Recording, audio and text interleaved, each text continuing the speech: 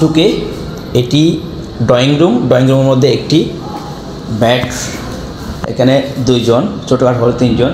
এরপরে এই পাশে মিরর এবং টুথপেস্ট, ব্রাশ, এই ফেশিয়াল টিস্যু থেকে শুরু করে সব কিছু আছে।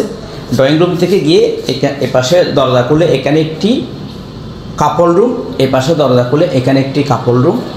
এরপরে এখানে এসে এটা ওয়াশরুম। তাহলে এখানে সব কিছুই একদম ক্লিয়ার কাট বোঝা যাচ্ছে।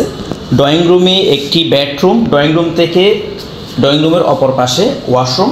এরপরে এখানে একটি কাপড় রুম, এখানে একটি কাপড় রুম, অর্থাৎ এখানে একটি রুম, এখানে একটি রুম, এখানেও দুইজন, ছোটোখাটো হলে তিনজন, এখানেও অথবা মা বাবার সাথে একটি বাচ্চা, এখানেও দুইজন, ছোটোখাটো হলে তিনজন অথবা মা বাবার সাথে একটি বাচ্চা।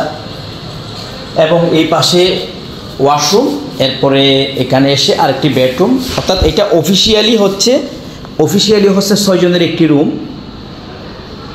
তবে ছোটোখাটো কিংবা একই ফ্যামিলির হলে এখানে 6 জন থেকে শুরু করে 6, 7, 8 হাইস্ট 9 জন পর্যন্ত থাকা যায়, যদি ছোটো বাচ্চা কাচ্চা সহ।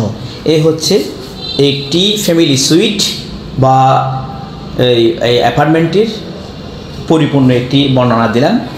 যে এখানে যা আছে আমি সব কিছু একদম ক্লিয়ার কাট বর্ণনা দিলাম। এই হচ্ছে একটি ফ্যামিলি সুইট বা অ্যাপার্টমেন্টের বিস্তারিত তথ্য।